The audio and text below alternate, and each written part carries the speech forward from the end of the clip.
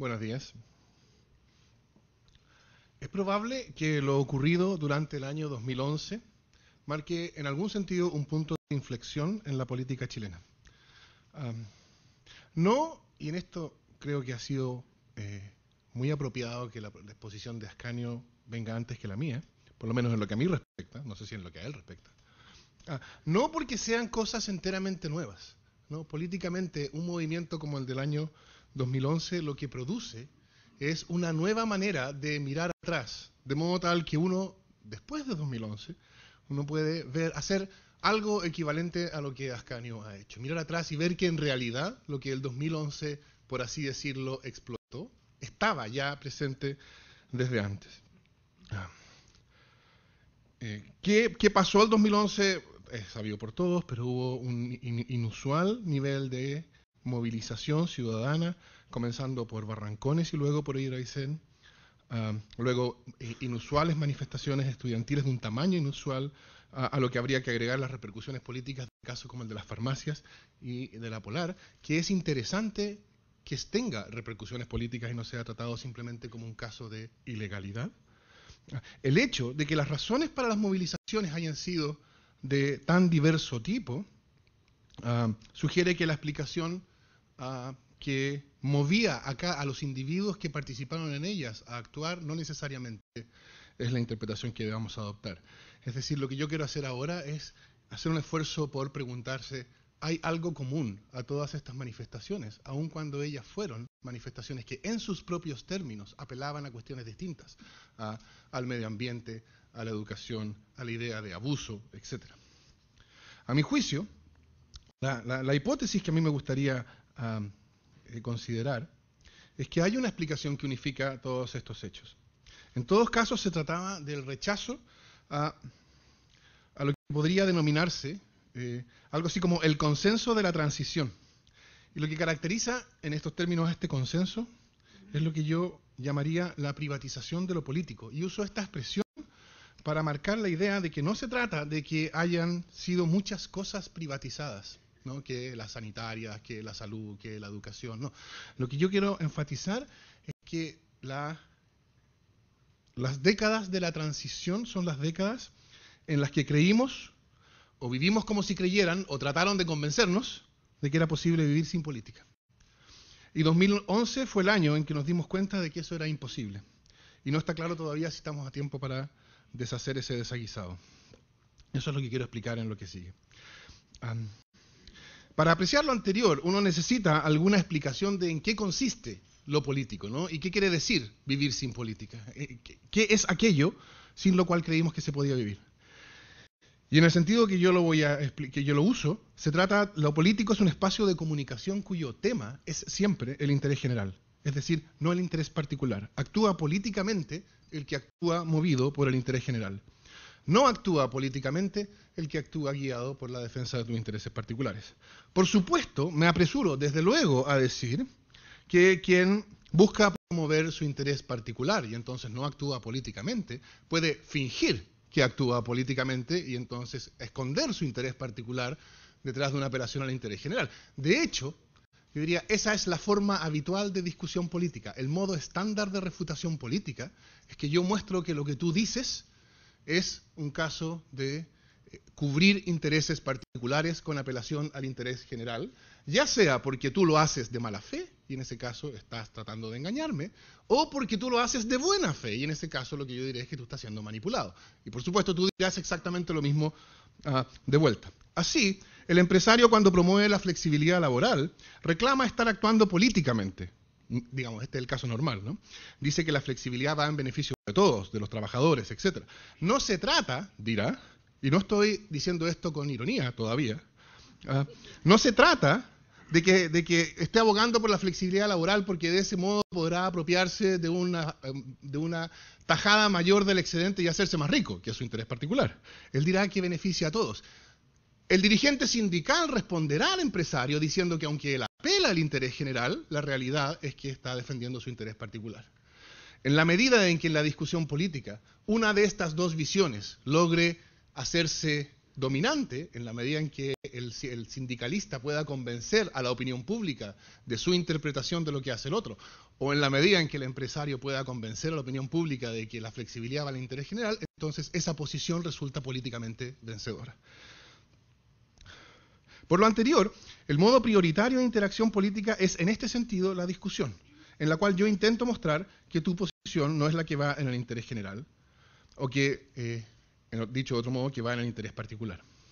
Y por supuesto tú intentarás hacer lo mismo, pero ambos estamos discutiendo sobre qué es lo que va en el interés general.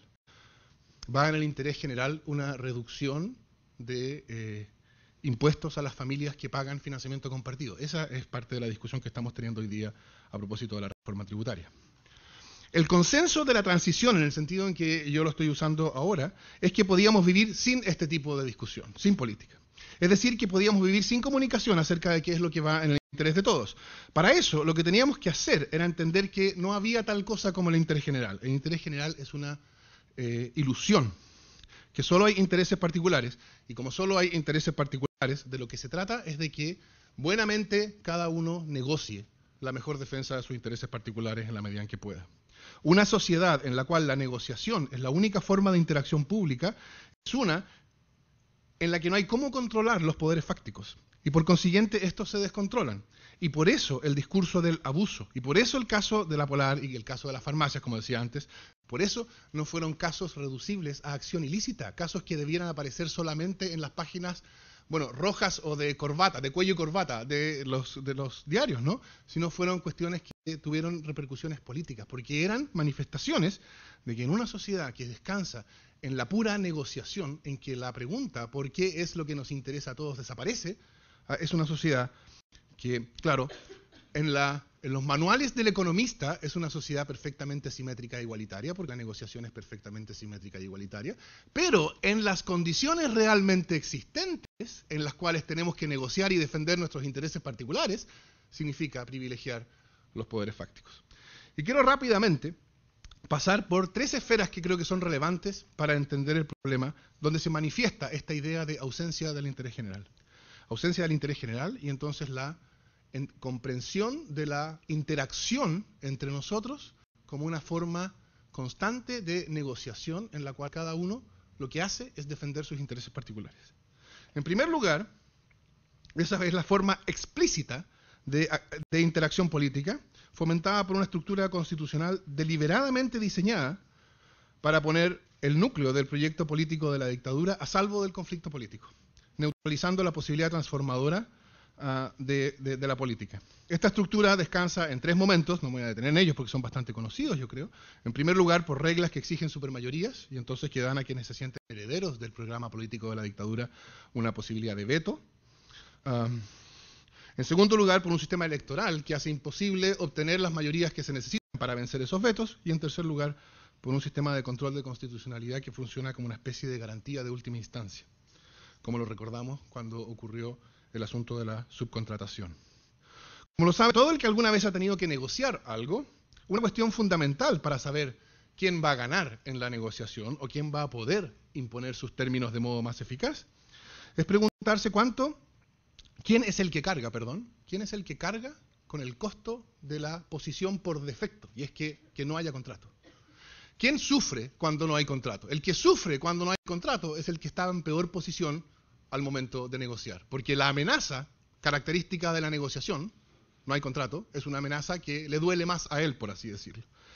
El sentido preciso de las reglas institucionales que estamos considerando era, o es, alterar la situación inicial de simetría que uno encuentra en los manuales de los economistas, ¿no? En los manuales de los economistas, el costo de la no contratación es simétrico para las partes y por consiguiente no hace diferencia en su posición negociadora. Las reglas institucionales de la política chilena contenidas en la Constitución de 1980 alteran esta simetría. La situación resultaba ser siempre la misma. Si no había acuerdo en las negociaciones, simplemente quienes se entendían como herederos del programa político de la dictadura o el programa político-económico de la dictadura, simplemente negaban sus votos. Y de ese modo, ¿cuál era la situación? La situación era que ese programa político continuaba vigente. Eso significaba que el proyecto neoliberal de la dictadura solo se modificaría si quienes se consideraban sus herederos y defensores principales estaban dispuestos a modificarlo. Y si en la negociación había algo que no les gustaba, siempre podían decir no hay acuerdo. Y que no hubiera acuerdo siempre significaba que el régimen se mantenía. Eso fuerza, creo yo, una comprensión de la interacción política como pura negociación. Yo creo que esta idea de ausencia de relevancia del interés general es lo que explica también las movilizaciones acerca de las cuestiones medioambientales que ocurrieron entre 2010 y 2011. Estoy pensando en Barrancones y especialmente, por supuesto, en Hidro Aysén, que son movilizaciones que ocurrieron precisamente cuando esos proyectos habían recibido o se acercaban a recibir la venia institucional. Es decir, precisamente, en teoría, en el momento en que se había demostrado que eran proyectos que convenían. Porque ese es el sentido de la exigencia medioambiental. Por lo tanto, hay una pregunta interesante de por qué, cuando se acreditó, por así decirlo, se acreditó procedimentalmente que eran proyectos que satisfacían las condiciones impuestas por la ley, ¿por qué en ese momento se creó el problema o explota el problema? O cuando se acerca ese momento. Eso muestra que el problema está mucho más con la ley que con Hidro Aysén o con Barrancones, aunque también hay un problema ahí, por supuesto. La manera en que yo interpretaría esos hechos es la manera en que lo he estado diciendo. La legislación medioambiental no está hecha para proteger el interés general. Está hecha para facilitar proyectos privados de inversión. Por supuesto, la ideología detrás es que facilitar proyectos privados de inversión es proteger el interés general. Por supuesto, esa es la idea. Pero hay una importante diferencia. Barrancones e Hidro Aysén estaban aprobados o cerca de aprobarse sin que nadie durante el procedimiento respectivo haya debido pronunciarse ni fuera a pronunciarse en el futuro sobre si era o no conveniente desde el punto de vista del interés general, o sea, si nos convenía a todos como país, que esas centrales fueran construidas precisamente una a 25 kilómetros de Punta de Choros y otra inundando el valle del río Báquer y el río Pascua. El problema no era si convenía o no, el punto era una institucionalidad en el cual esa pregunta estaba conspicuamente ausente.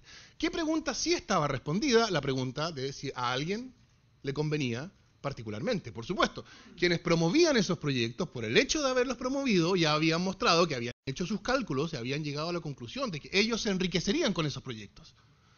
Y todo lo que tenían que mostrar, esa es toda la exigencia legal, es que el impacto de esos proyectos era bajo cierto nivel legalmente fijado. Pero de todos los valles de Chile, ¿eran esos los que más nos conviene a todos que sean inundados?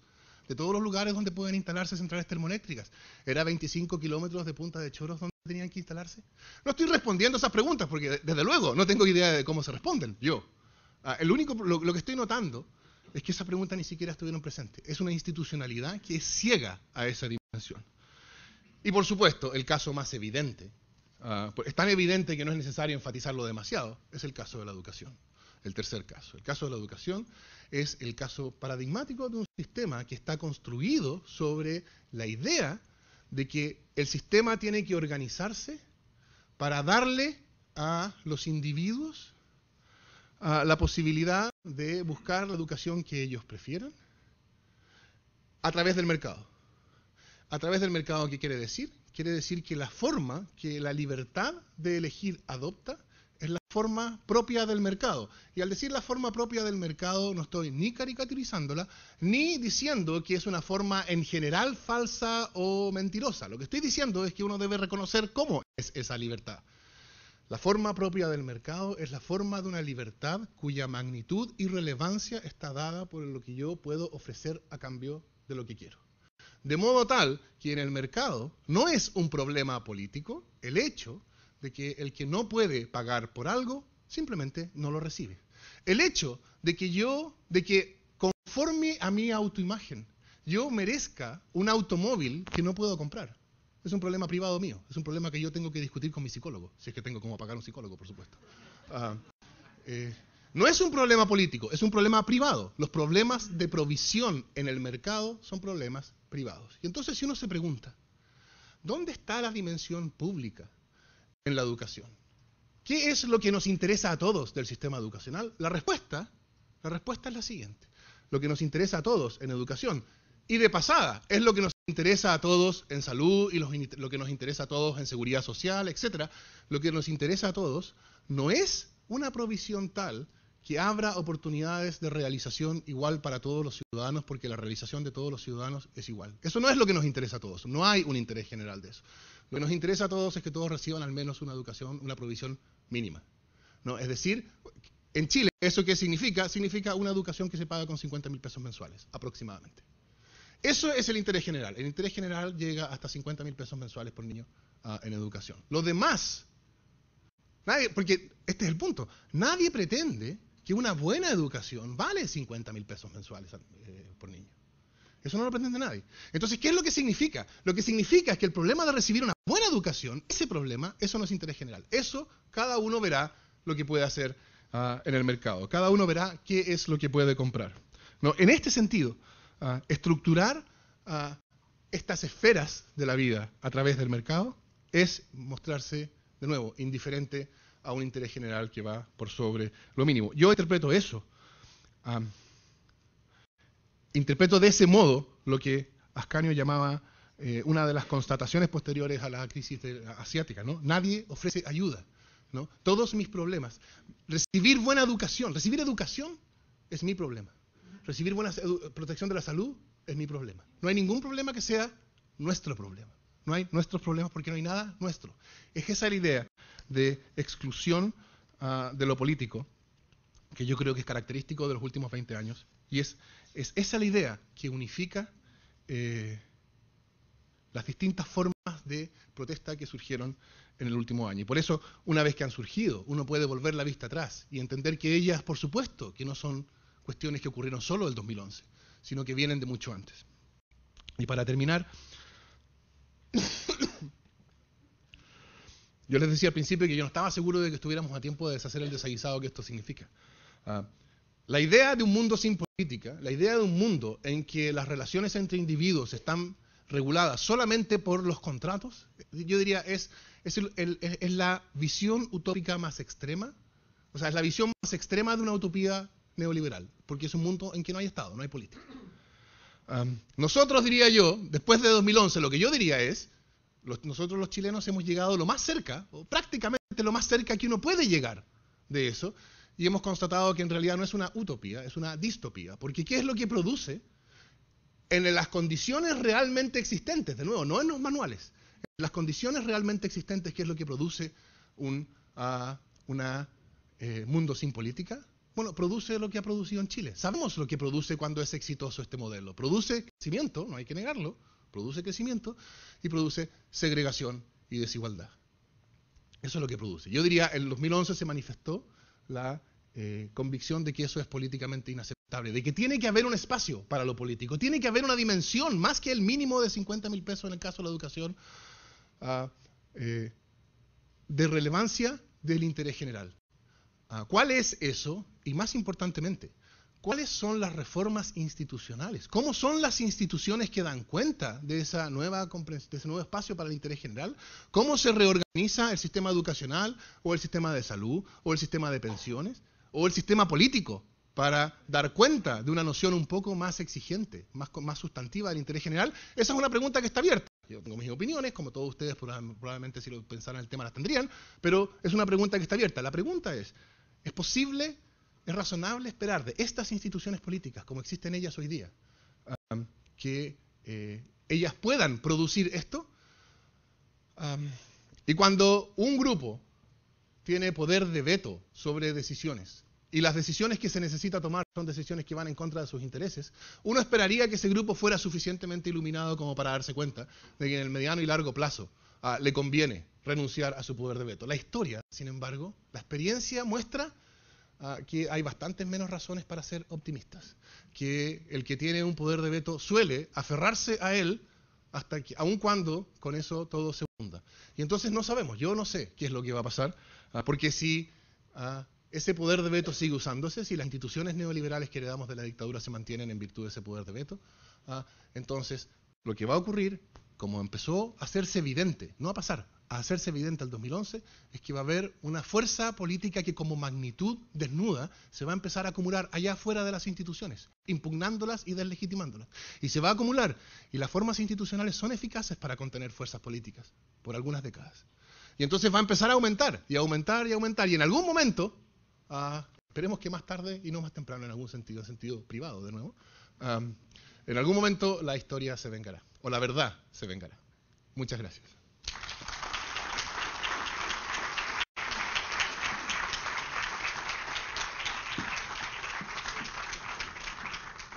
Muchísimas gracias, Fernando. Haciendo eco de Thatcher, nuevamente la sociedad sí existe. Después debatiremos. Debo decir que esta fue su casa, hoy está de vuelta. Queremos darle la más sincera, cordial, cercana bienvenida a quien fuera miembro de nuestro directorio en TVN, Lucía Santa Cruz, historiadora, columnista, decana de la Facultad de Artes Liberales de la Universidad Adolfo Ibáñez. Un artículo en El Mercurio, aparecido este domingo, adelantaba parte de lo que será su ponencia, la meritocracia, un principio, según ella misma exponía ahí, no exento de dificultades en su aplicación, no exento de marginados. ¿Ha fallado precisamente su aplicación? ¿Es sostenible su ideal? Crea expectativas ilimitadas en los que tienen éxito, decía. Y además reviste una paradoja.